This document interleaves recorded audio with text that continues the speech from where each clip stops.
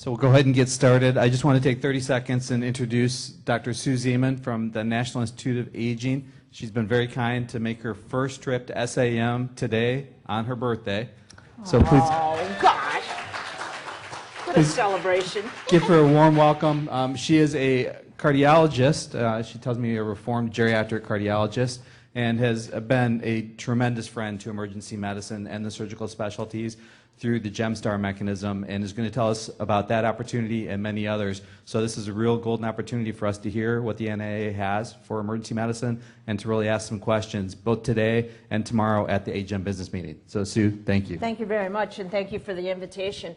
So my first, I have no financial disclosures because I work for the government.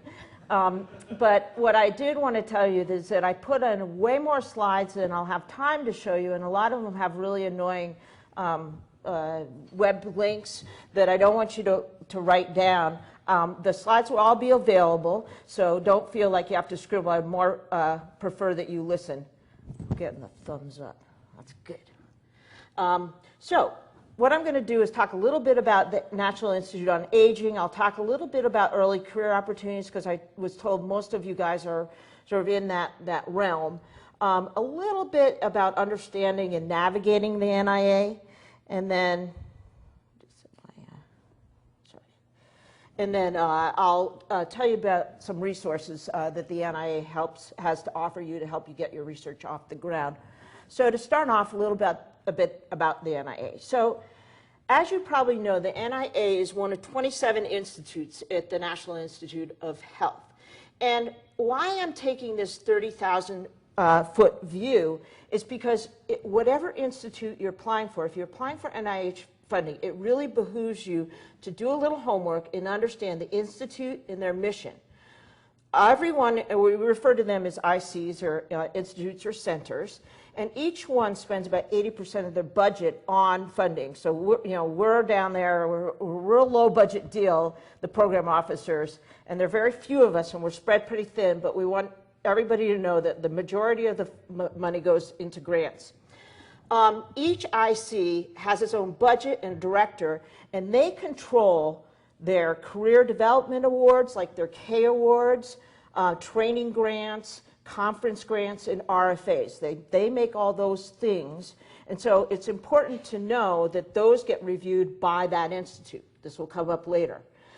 Now, I used to say that NHLBI had 3 times the budget of NIA, but that's not the truth anymore because we've gotten this huge influx of money, which started under the Obama years, for Alzheimer's and related dementia research. So we're now, because of that money, almost up to where the NHLBI funds, but not for things like K grants and R01s. So, some people say, I'll go where the money is. But what I'm trying to convince you is go what matches your science.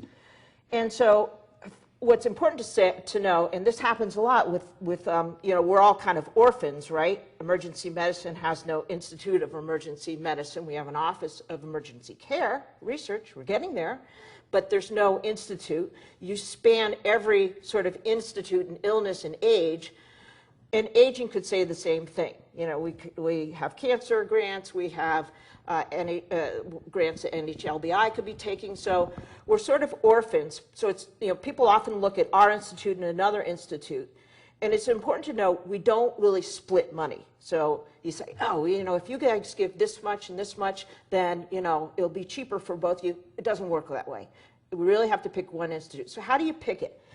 Go to the website and understand what each institute's mission, their strategic directions, and their priorities are, and see how they fit with your research. There's a tool, if you're familiar with Reporter, there's a tool within Reporter that's called Matchmaker, and if you put in your abstract, it will scan it and sort of pick out some of the buzzwords, and it will help you direct you towards things like a good program officer who's well suited by their portfolio and the institute. So that might help. But I think the biggest help could be the consulting your mentor, or especially talking to one of us, the program officers. The most important message I have to give to you is that I'm here on your tax dollars' behalf. We all enjoy what we do at the National Institute on Aging, and that is to help you get funded. We're here to make sure really good scientists get really, helpful funding. So we're on your side. We really, really want to hear from you, and it really behooves you to call us. We'll be happy to look at your specific aims. We'll give you feedback. It may take us a little bit of time, but we take our jobs very seriously. And if we say, I think this might be a better fit over at NHLBI, we'll find the right person over there for you to contact, and we'll help you facilitate that. But you've got to give us a lot of time before you apply and give us a chance to figure out where the best, how to help you the most. So let me talk about then the NIA. So our mission we have is several-fold. One is we fund things that span the entire aging process. So we actually fund studies of kids. We fund the Beluga Heart Study, which looks at how kids age over time and what diseases they develop. So don't think that we all do all this geriatric stuff all the time. We look at gerontology, or the science of aging, what goes on with our cells, what goes on with our tissues and molecular mechanisms and genes that either make us predisposed or more vulnerable to problems when we get older, and or risks. People wearing seat belts in your situations, what can that prevent in the downstream health and habits. We study age-related diseases, so diseases that people, when they get older, are certainly more predisposed to: atrial fibrillation, heart failure with preserved ejection fraction, chronic kidney disease, things like that. And then problems and special needs of taking care of an older adult. So how does multimorbidity play into this situation? How does frailty put into this situation? We spend a lot of our budget on training and developing the pipeline, and I'll explain how we do that later. I think we're one of the few institutes that has really a designed funding strategic plan to make sure that we're funding enough young, early investigators with brand new, novel ideas rather than putting all our money in the established senior investigators. We also have a ton of resources, including animal studies, databases, all sorts of things for you to draw from, and we're happy to point you in the direction when you need help. And then we also help to communicate to our older adults, our seniors and caregivers about what it is, what are the important aspects of getting older and how we can help them maintain healthy and productive lives. Each institute has a mission. Read the mission. Make sure that you're sort of aligned with one of the things that it covers, and then also look at their strategic plan. Strategic plan is formed by every mission every 4 years, every institute, and we take all sorts of comments from the public. We say, what should we be studying? What's important? So that's an opportunity every 4 years for you to have a voice. It's also important to understand the organization. I know you're like, ugh, org chart. So it's important to know an org chart, because in each of these institutes, we all do very different things. And this again reiterates the concept that we don't just fund studies in geriatric patients. We do a whole bunch of different things. And we have program officers in each of these divisions that has a certain expertise. So when you call me up and you say, I'm going to do this study that's looking at telemedicine in pre-hospital setting, we're looking at emergency care services, I may say, okay, I like that. Let me give you to somebody who does that type of, who's an expert in that, because I do clinical research. So I may not be the best person if you're looking for a qualitative method and feedback there. So what are our divisions? Division of Behavioral and Social Research, Division of Aging Biology, which does all the preclinical stuff. So that's your basic biology, cells, tissues, animal studies. Division of Geriatrics and Clinical Gerontology, that's where I sit. And the Division of Neurosciences. Each division then has branches, so it's important to look on the web to say, okay, if you can navigate this and find a program officer, it's probably easy to just ask me or, as a wrote-in, or ask somebody there to help you find it out. But within each division, there are branches. Each branch holds a special expertise. So just to give you an idea of what sort of things, so Division of Behavioral and Social Research might do longitudinal data, they do genomic studies, they do healthcare systems, transition to cares. I just went to a talk on bounce backs, they would handle something like that, and the economics.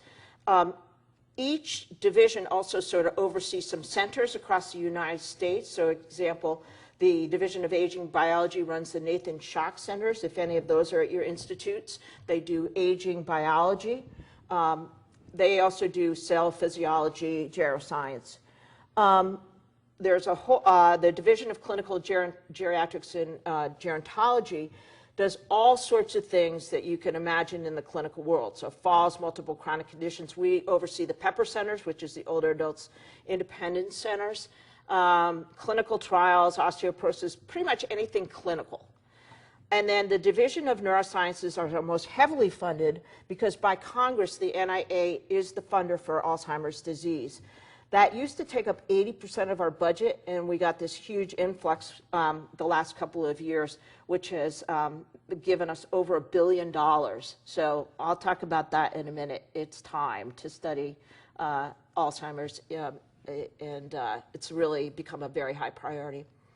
So speaking of priorities, each division will list on there their priorities of what topics they are really saying are what we would really like to fund these days.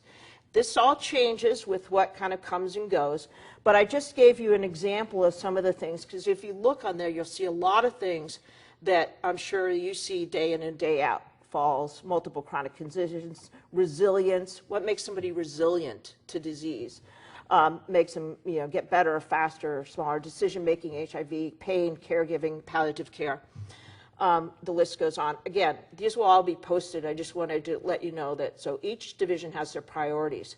So the big question is, how do I get funding? How can my little voice make a difference? I'm a resident, and how's this big institute going to listen to me? So we do, because we need to. We can't possibly know, we need you guys to tell us what the important science is. So the sort of the golden chalice, if you will, the holy grail of funding is to get an RFA. An RFA means that there's money that has been set aside for that initiative. We have to spend that money. It's not just, I'm going to send in a grant because this is my thing that I want to study. We've asked for this certain topic to be studied. We say we're going to give 4 R01s on this topic. This is money that has to be spent. So this is, you could argue, say, well, gosh, everybody's going to be applying for it. That it's going to be much higher, much lower percent that I'll get it. But again, it's money that we have to spend. So how do we get to an RFA? And how do we get to those priorities? So one is, Eric mentioned every 4 years, we ask the whole community, scientific community, to give us input on strategic directions. This was done in 2016, so look for it again in 2020. Some people, not us, are allowed to lobby the Congress. That's how we got all that Alzheimer's money. The Alzheimer's spoke, Obama and company listened, and they gave us $400 million a year for the last couple of years. So that is a very powerful voice if you can rouse up your committee. Conferences. So several organizations, I'm a member of the American College of Cardiology, and they put in a conference grant on 3 conferences. One was on multimorbidity, one was on polypharmacy, and one is on choosing a cardiac test wisely. So that allowed them to get the NIA there, talk about where the research gaps are, create a paper, and say, here you go. This is where the research gaps are. Things like that are really important. They get our attention, especially if you use a U mechanism, which means it's a cooperative agreement, not just your ideas. That we're working with you, we help you develop the conferences, we take ownership. And when you get our ear that way, you're very likely to get some payment back and a funding opportunity. Scientific meetings. So this is an example of what I'm doing right now. So I am here at this symposium. Sorry, this mouse is not seeming to work here. There we go. Can you see it? I can't see it.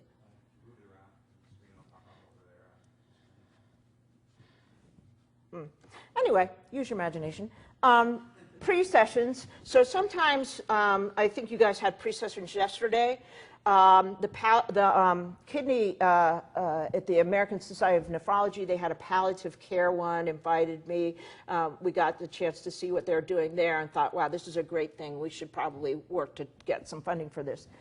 Asking an NIA staff, there I am at SAEM, and that's great because I'm going to go around, I'm going to see some posters, I'm going to talk to you guys, and you need to tell me, what are the big hot things that we need to study in emergency care medicine that if we give a little bit of funding, we can get over, we can answer some questions, and what are the big questions that we certainly need to start chipping away at. And so another opportunity is every year the NIA leadership meets with the leaders of a specialty society. So if the SAEM is interested, they and perhaps the AGEM group should come in and set up a meeting, and we could talk about what you're interested in, what we're interested in. And then some other opportunities, funding opportunities have come from somebody calling me on the phone. I mean, you just never know. So the message is, whatever you're doing is important to us, and we want to hear about it. So then what happens? So then these great ideas that we've collected from the meetings and from our calls go into 2 retreats. We have a summer retreat where we teach each other about what's good and what's hot and not. And then in the winter retreat, we actually turn that into an ask. And by that time, you have had to have said, okay, these are the specific things we need to study. And then we have to have that approved by our council, the National Advisory Council on Aging, and then it gets put into either a PAR or a program announcement, which is a high priority. Okay, so good news, we finally got a budget. It's been a really hard time, I have to admit, to work for the government with having funding being so tenuous. But luckily, the original plan did not take into effect where we were supposed to get an 18% cut, which basically would have closed down the NIH. Instead, we got an 8.7% increase. But most importantly, again, $414 million to Alzheimer's, to our institute. Our budget increased by 111 million for non-Alzheimer's research. So that means that the funding for all the other grants went up 5.4%. So this is really good news. We're always happy when it goes up. So why am I keep saying stuff about Alzheimer's? I'm not interested in Alzheimer's, you tell me. But you cannot tell me that you don't see people with Alzheimer's or related dementias. So the Congress originally had earmarked this money to say solve Alzheimer's. And we kept saying, you know what, that's great. I'm sure somebody can. But there's a lot of people out there that need our help and need our care. And how do we take care of people who are in emergent situations, who don't have the ability to consent, who cannot give me perhaps a good history, all these things. This is the time to study it. And why do I say that? I want to show you 2 things about our pay line. So our pay line, if you look at the left 2 columns, is divided into grants less than $500,000 and grants over $500. Again, we're the only institute that does that to make sure we have enough small grants coming in. And the higher money you ask for, the lower the score that you have to obtain. So anyway, it's harder to get more money, right? So we do give new investigators who have never gotten an R01 and those who are renewing them for the first time. That's a new thing. An extra 3 points in this cycle. It could be up to 5 or 6. And then early stage investigators, if you're still within 10 years of your terminal degree, and that could just be, that could be your PhD or your MPH or something like that, we give you, in this case, 6 more points. This, by the way, is the end of the year funding. It's not the funding line for now. We have not calculated that. I just want to show you these numbers to let you know that we pay differently for different categories. But look at these Alzheimer's. We had so much money for Alzheimer's, and we have to spend it each year. We have to spend it. So, imagine early stage investigator. You're looking at an R01, or, if you put in your first R01, you can get a 33 and get funded if it has something to do with Alzheimer's or related dementia. So we, again, asked them to broaden this category. Once you look over at the Career Development Awards, K23s, et cetera, is 22 percentile, but an Alzheimer's 36, going up to 40 for fellowships. So that's what money does. I never thought I'd say follow the money, but I'm telling you that they have given us an opportunity to help people with this horrible disease. And so we tried to flood the system with as many of these set-aside funding announcements as we could. I'm sure that you'll find one that's related to you because there are over 80 of them now. We can't even think of any more. So I just listed some that might be helpful to the emergency medicine community, but tell us what you want to study, and I'm sure we can make it work. Okay, early career stuff. So the National Institute on Aging, if you look at the timeline of your clinical research career, this is sort of how it goes. And the NIA funds fellowship grants in T32. Some of you probably are on those. We have some opportunities. They used to have the Williams and Janigans, but that's sort of expired. KL2s, we have the K-12 program from the NHLBI. And then there's, if you're at a Pepper Center, there's some Career Development Award money there. But then you have this kind of big gap. And if you're in something like emergency medicine where you have a lot of clinical time and all of a sudden you're spit out at the end of your residency and you're like, oh no, I don't really have a mentor. And, oh, I think I'd like to do aging. Well, there's this very vulnerable time where you join the faculty, right? And they're like, get your K, get your K. And you're like, I don't have any, you know, I don't have a mentor, I don't have pilot data. And so we developed the GEMSSTAR to particularly resonate with the community of specialists. And there's several GEMSSTARs in the room. Should make you raise your hands just to make sure that people know their resources. Could you just put your hands up? Come on. Yeah. So GEMSSTAR stands for, we launched this out in 2011. It's grants for early medical and surgical specialists, that's you, transition to aging research. And so what it does is provides an opportunity for early career people. You have to have a faculty appointment when you start funding to establish a track record in aging-focused research. And it's a weird mechanism. It's an R03, which is a small pilot grant, not a lot of money, but typically an R3 is $50,000, and we got them to give you $75,000 in direct costs for 2 years.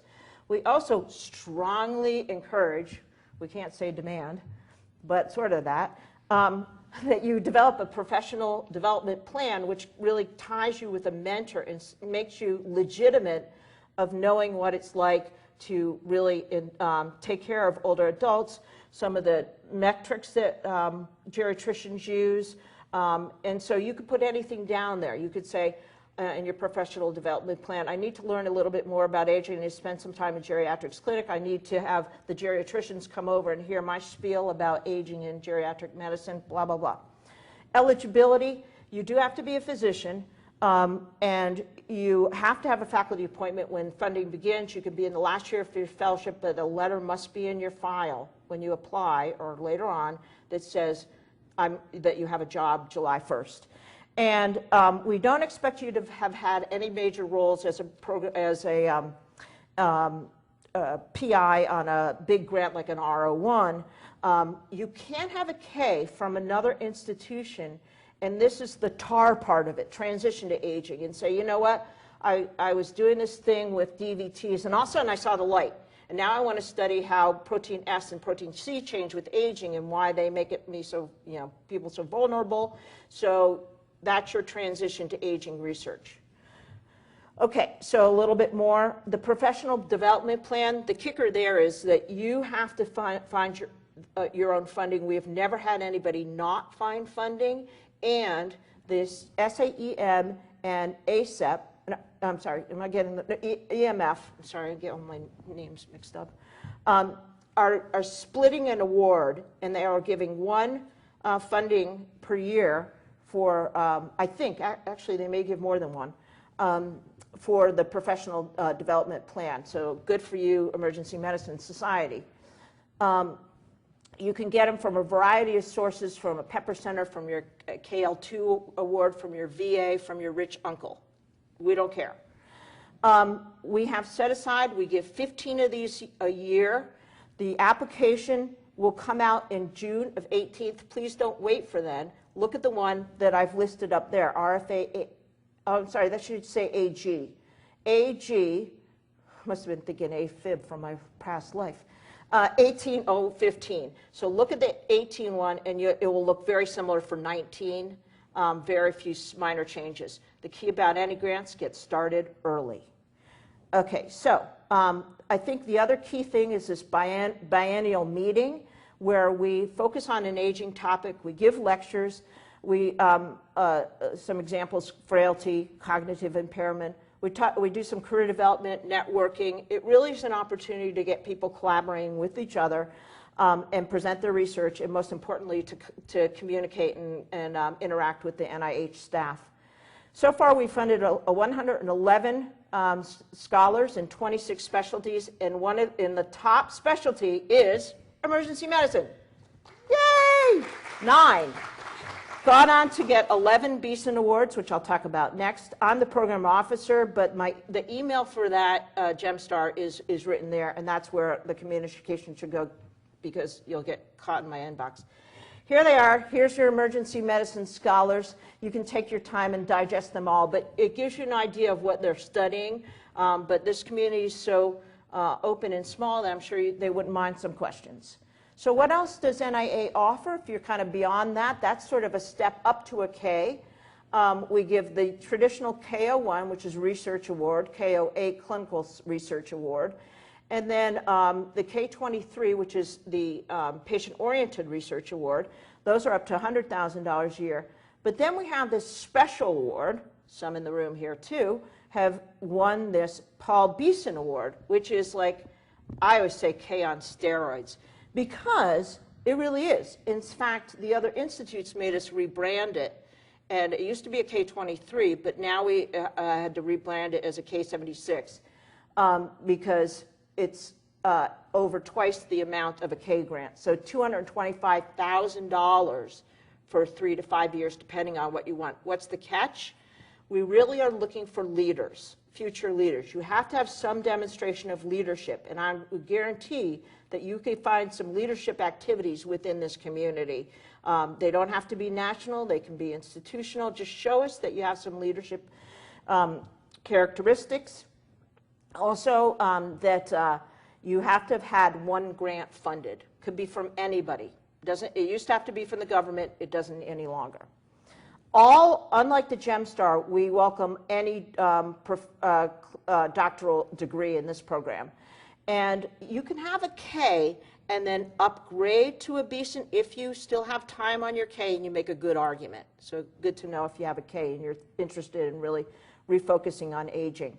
They too have an annual conference, and the contacts are listed there. And then finally, we do the K99R00 Kangaroo. Some people call it the accelerated program. So I listed a bunch of additional funding announcements that may be pertinent to this community. But in the interest of time, I'm going to let you digest those on your own. And in the back of my slide set, you'll find 6 pages of them that I thought I kind of pulled, that I thought they were pertinent to emergency medicine community. I just wanted to make a plug for our small business grants. This is something you're like, what? Well, every year, 3% of that huge budget, remember that $37 billion, it goes to small business grants. And often the small business people, either you have an idea and you want to develop an app, or somebody comes to you and says, hey, I got this gizmo to measure gait speed frailty. This is your opportunity. Again, we have to spend this money. And the pay lines are down to 40%. So it's a good plug. I know that you guys like gadgets and gizmos and could be anything. So if you're interested, come talk to us about that. So understanding the NIA, I'm a little out of time, but I just want to, there's 2 slides I particularly want to go through. This one, which is the difference between RFAs, PAs, and PARs. Let me tell you, I get senior investigators mixing these up all the time, but what you need to know is RFAs have set aside money, and they are a very small target, a narrow focus. So I might say, we're putting out an RFA. I just wrote one on cardiac rehab in older adults, and I said specifically what we needed to study, versus tell me about how kidney disease gets worse in older adults. That is a program announcement. That's a very big target. What's the difference? Usually one single date for an RFA. They're led and reviewed by the institute that submits them, and they usually end up with a priority score, not percentiled. The PAs, on the other hand, that's a target we're interested in, but you're not going to get any set-aside money for that. So that's sort of the difference there. PARs are kind of in the middle. We have a special review. Sometimes they have set-aside money, sometimes not. All the Alzheimer's ones are PARs. And then this one.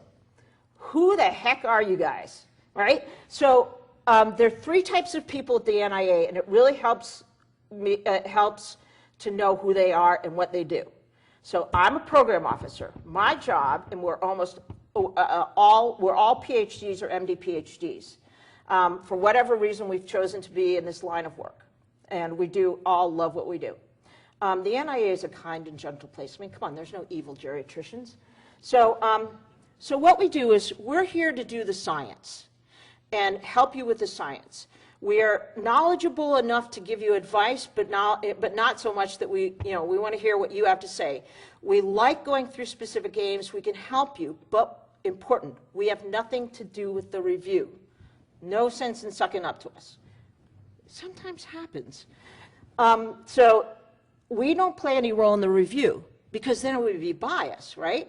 So we go up to talking to you before the review. When your application goes into review, we're not allowed to say anything. You're not allowed to say anything.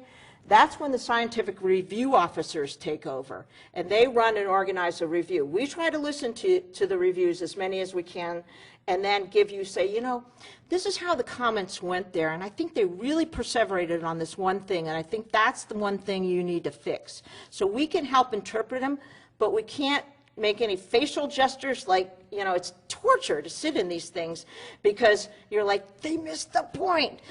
But, you know, I don't even go anymore because I can't hide my facial expression. So I listen on the phone. So program officers, there are very few of us, unfortunately, especially with the hiring freeze. And so we all have the same advice. We try to get you to the person who's going to help you the most. So please, understand and respect that. And it's very common. We've seen that people ask the same, 5 different program officers thinking they're going to get a different or better answer. All you're going to do is delay all our responses and get us very frustrated. So get in the system, and we'll make you find the right person who's going to know the most about your research.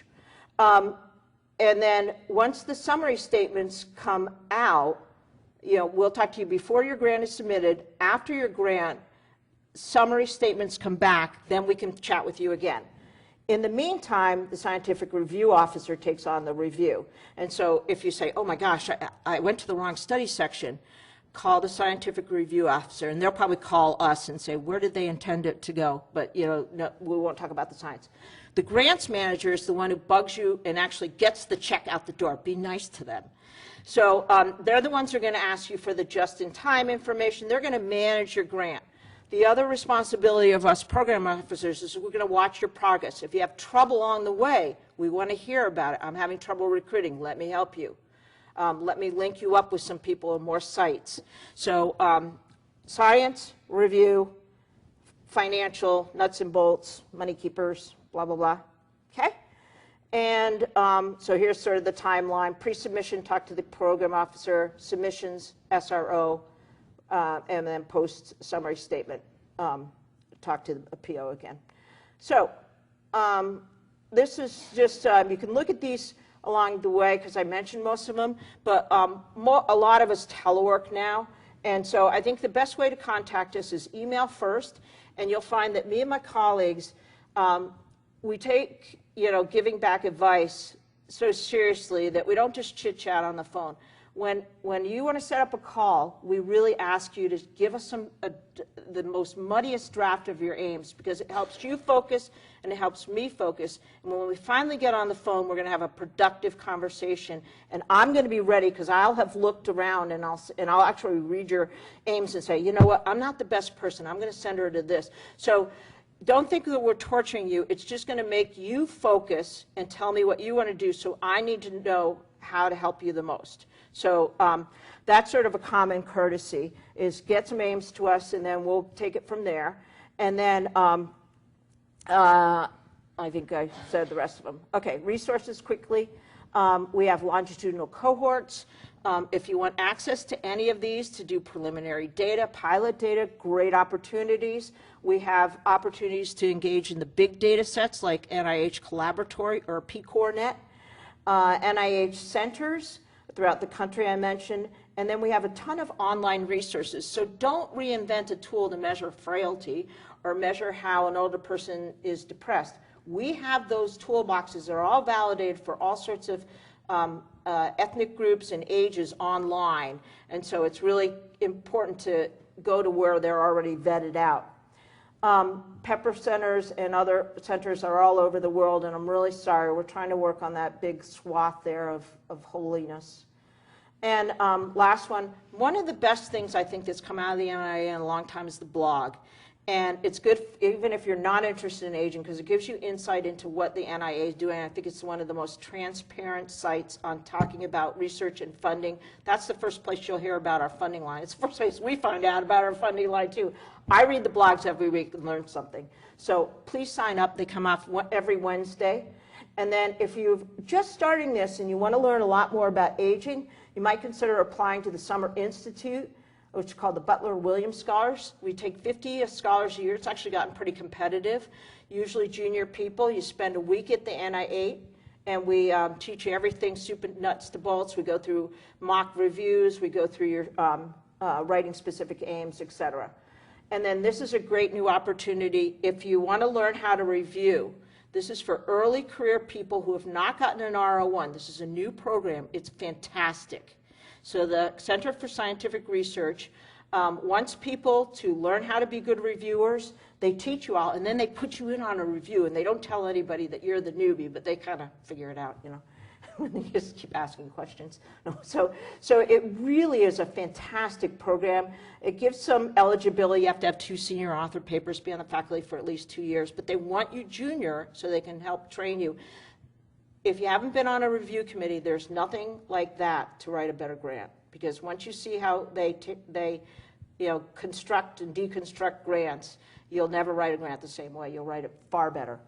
So other perks, we pay loan repayment, yay, early and new stage investigator benefits. We have resources centers and many pilot studies. So the most important thing, talk to us, let us know, and let us know early. I can't underestimate how much time it takes to write an early career award, because you have to coordinate with your mentor and stuff. And when I see aims coming in 1 month before they're due, that does not look good, because it means you're scrambling. So seriously, writing a K will take up to 6 months, and just being truthful. So give yourself lots of time to get lots of feedback. If your letters don't all sync up with your mentors and what you're writing and what they're writing, it doesn't look good. So take that time and really do it right. There's never too early a time to send in some aims and get going. Consider where you are, the time, the stage, and that will determine what kind of grant you need. And if you're baffled by this whole system, call. The internet is full of resources, but I mean, to be honest, it's like taxes. Like it's painful to read, you know, all the government speak, but unfortunately, it's really important to digest and follow the details. I talked to you about learning about high priority research, how strategic directions are made, how our mission is launched, and when you're thinking about research, we're really focusing on interdisciplinary things. We used to focus on problems like chronic lung disease and stuff. You won't find many funding announcements about that. You'll see them about multiple chronic conditions or frailty or readmissions, problems, not syndromes. And then finally, think about creating an infrastructure. You guys are in a perfect position with your geriatric emergency departments to really, you know, sort of take that to a new level. And despite, you know, the climate of people sort of being down on NIH and funding, I showed you things are getting better, and they're really good, especially if you're into dementia. But, you know, it's a very kind and friendly place, and I'm sure some of the folks here will let you know that I think we're one of the easier places to talk to. So I know I went over, I'm sorry about that. There's a ton more slides in here just for your benefit that has lots of websites, so I hope that you find them resourceful. So thank you. I don't know if there's any time for questions or if we all want to go party. It's my birthday. I think, thank you. I want to make sure people know that all these slides are on the SAEM app, so make sure you download the app. They're not there today because we just uploaded them this afternoon, but they will be tomorrow because we checked. There is also a handout that goes with this talk that is Tony Rosen's fabulous paper showing the NIA GEMSSTAR career trajectory for all of those that have been funded through 2017. So check that out, and you'll see their H-index, their M-index, their citation counts, their promotion track. It really does show the catalyst that these mechanisms have for your career advancement. It's a very nurturing environment. So we really are from the government. We're here to help. I know I want to be respectful of people's time. If people want to stick around, I'm sure that Sue can answer some questions. Otherwise, feel free to move on to your next event. Thank you for coming. Staying late. Yeah, any questions, please?